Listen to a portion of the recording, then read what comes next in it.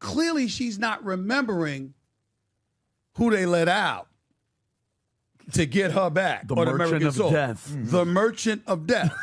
An arms dealer that wanted to kill American citizens, according to the report. I mean, the trade took a little minute to happen, too, on the back end, on my end. Like, I had to get transferred from the penal colony to the men's prison in Moscow. What if the league's biggest star isn't just dominating the game, but quietly protected by forces far bigger than basketball? That's the storm ESPN's Stephan Smith unleashed when he dropped a cryptic remark about undisclosed records tied to Brittney Griner. It wasn't his usual sports banter. His tone was sharp, deliberate, almost like he knew more than he was willing to say. And the internet exploded, because here's the truth. When Griner takes the floor, fans don't just see a 6'9" defensive force. They see the player traded for the Merchant of Death, a symbol of international politics, and now the subject of whispers that the WNBA refuses to address. If there's even a hint of truth to these rumors, why hasn't the league acted? Silence often speaks louder than words, and this silence could be hiding the biggest scandal in women's basketball history. Stephan Smith is no stranger to bold takes. For decades, he's thrived on turning sports debates into headline moments. But when he hinted at hidden records tied to Brittney Griner, the delivery felt different. This wasn't playful trash talk or the kind of exaggerated drama that gets viewers laughing.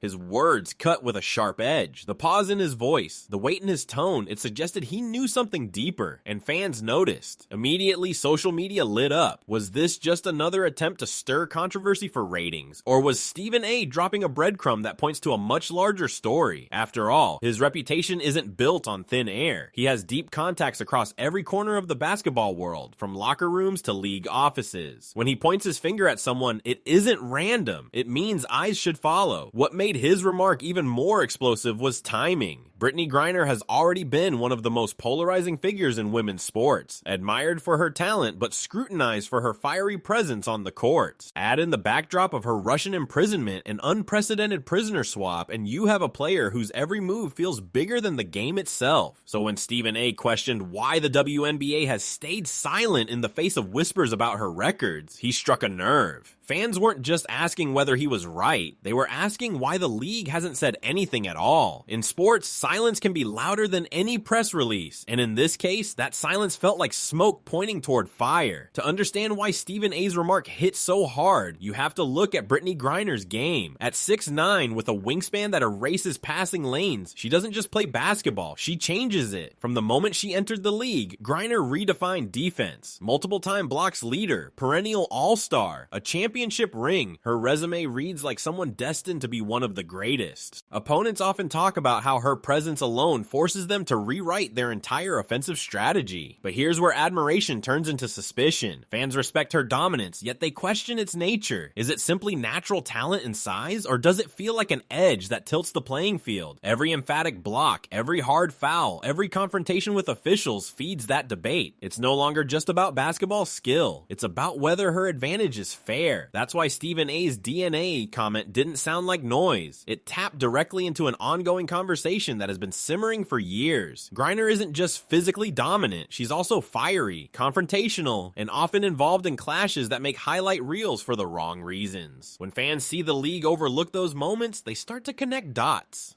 And those dots point back to one unsettling question. If there's even a shred of truth to the whispers, why does the WNBA stay silent? The more she dominates, the louder that silence feels. Her greatness is undeniable, but in the eyes of critics, greatness under suspicion doesn't inspire awe. It raises eyebrows. And once suspicion creeps in, every rebound, every block, every technical foul becomes part of a much larger story that feels less like sports and more like scandal. Trade took a little minute to happen, too, on the back end. On my end, like I had to get transferred from the penal colony to the men's prison in Moscow, and I got checked into there. I knew I was getting traded, but the way they were treating me and their one little last play to terrorize me or mess with me, because when they were checking me in, they had me stripped down butt naked in front of a room of like probably about 7, 8 men. And they had the Polaroid, and they got me spinning in a circle while they like taking photos, right, of my tattoos, because my tattoos are, you know, whatever they are. No controversy around Brittney Griner can be separated from her time in Russia.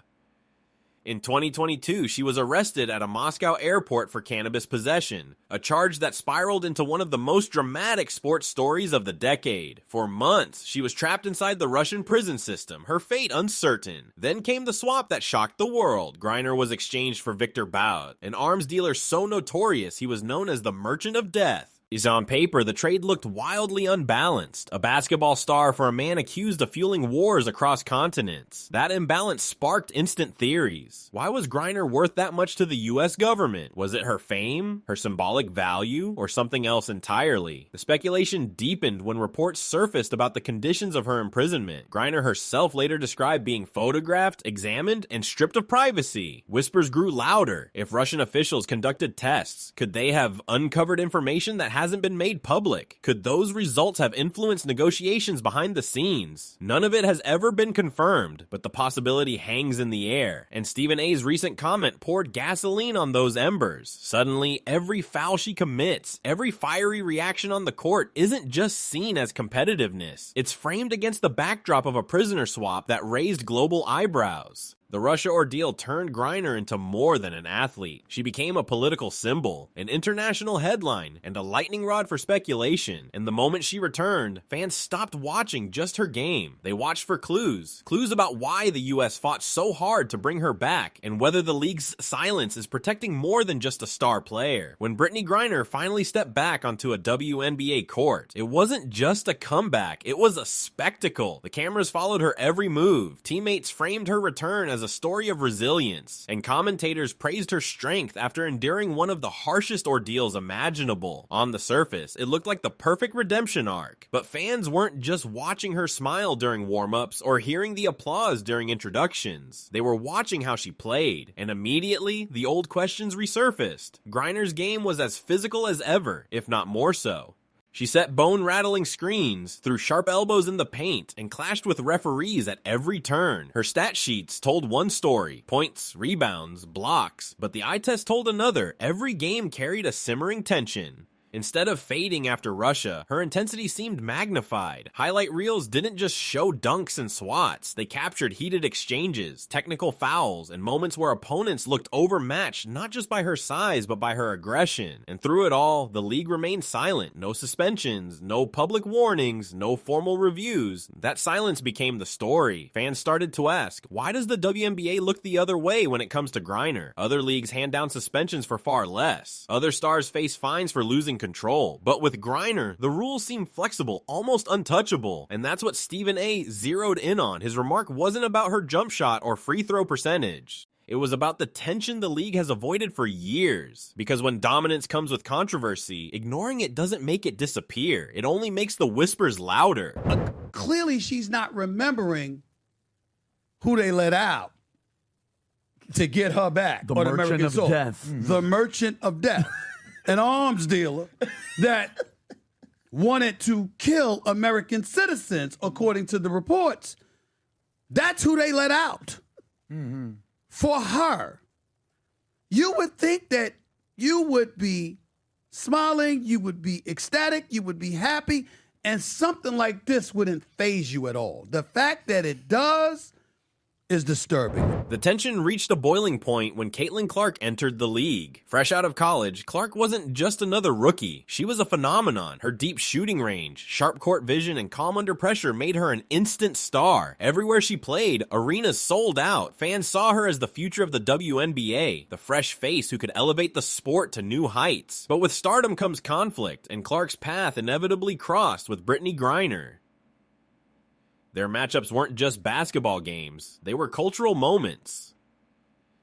On one side stood Clark, the finesse shooter and rising icon. On the other stood Griner, the veteran powerhouse with unmatched size and strength. When they shared the court, it looked like two eras colliding, and fans couldn't help but notice the contrast. Clark thrives on spacing and movement. Griner thrives on contact and physicality. When Clark absorbed fouls from Griner, it didn't look like standard basketball collisions. It looked like survival. Clark already led the league in free throws drawn, but when those fouls came from Griner, the conversation took a darker turn. Was this basketball dominance, or was it something that bent the rules of fairness? Stephen A. saw it coming. His comments arrived just as Clark was exploding onto the national stage, making the rivalry even sharper. The league's past and future had collided, and at the center of it all was Griner, no longer just a star, but a flashpoint in a larger debate about fairness, favoritism, and league integrity. And that raises the question, how long can the WNBA ignore this collision? Because when the brightest new star repeatedly clashes with the most controversial veteran, the silence becomes deafening, and fans won't stay quiet forever. As the spotlight intensified, the WNBA's silence spoke louder than any press release.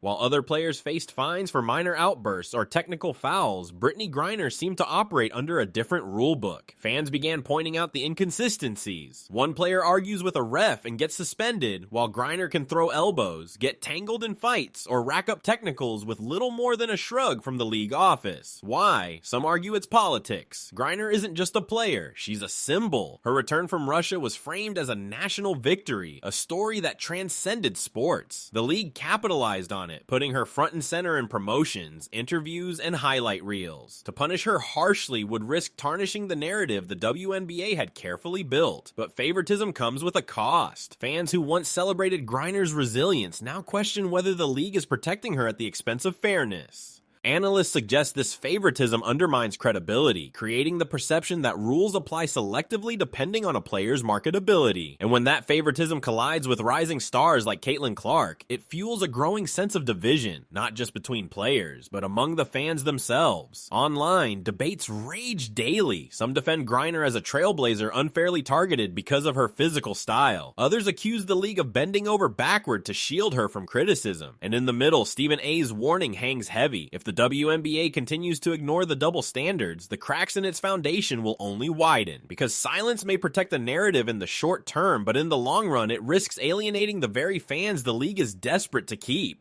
Every rivalry eventually hits its breaking point, and for Brittney Griner and Caitlin Clark, that moment felt inevitable. The games grew more physical, the fouls more blatant, and the reactions louder with each matchup. Fans packed arenas not just to watch basketball, but to witness the clash. Every possession turned into a storyline. Would Clark find a way around Griner's towering defense? Or would Griner shut down the young superstar with brute force? Then came the game that shifted everything. Clark took a hard hit driving to the rim, colliding chest first into Griner's frame. She went down, clutching her side, while fans erupted, half in anger, half in defense. Clips of the play flooded social media within minutes. To some, it was just tough basketball. To others, it was proof of what Stephen A. had been warning about all along. The league's refusal to step in had allowed things to escalate. But it wasn't just fans who noticed. Analysts began breaking down every angle. Slow motion replays highlighting elbows, knees, and hard screens. Talk shows debated whether Griner was being protected or if Clark was being targeted. Even players across the league were asked to weigh in, and their responses ranged from carefully diplomatic to quietly critical. This was no longer about two athletes. It was about the league's image. Could the WNBA maintain legitimacy if its brightest rookie was being battered while officials and executives looked away? Or was the controversy the very thing keeping eyes on the league, a fire they weren't in any hurry to put out? One thing was certain, the rivalry had become bigger than basketball, and the breaking point was only the beginning. In the end, the Brittney Griner versus Caitlin Clark saga isn't just about two players. It's a mirror reflecting the future of the WNBA. On one side, a veteran with years of dominance, controversy, and political symbolism. On the other, a rookie whose raw talent and massive fan base represent the league's next chapter. Their collision has sparked conversations that stretch far beyond the court. Fairness, favoritism, and the price of protecting certain narratives. The truth is, every great league thrives on rivalries. They create storylines, attract fans, and fuel competition. But rivalries only work when the playing field feels level. If one star is seen as untouchable while another becomes a target, the entire foundation cracks. Fans won't trust the product, players won't respect the system, and the credibility the WNBA has fought so hard to build could start to unravel. Stephan A. Smith's warning wasn't just commentary, it was a challenge. Either the WNBA faces its double standards now, or the division will grow until the league can't control it. Because while controversy brings attention, unchecked favoritism breeds resentment, and once fans feel like the game is rigged, it's nearly impossible to win them back. For Caitlin Clark, the question is whether she'll rise above the hits and turn adversity into fuel.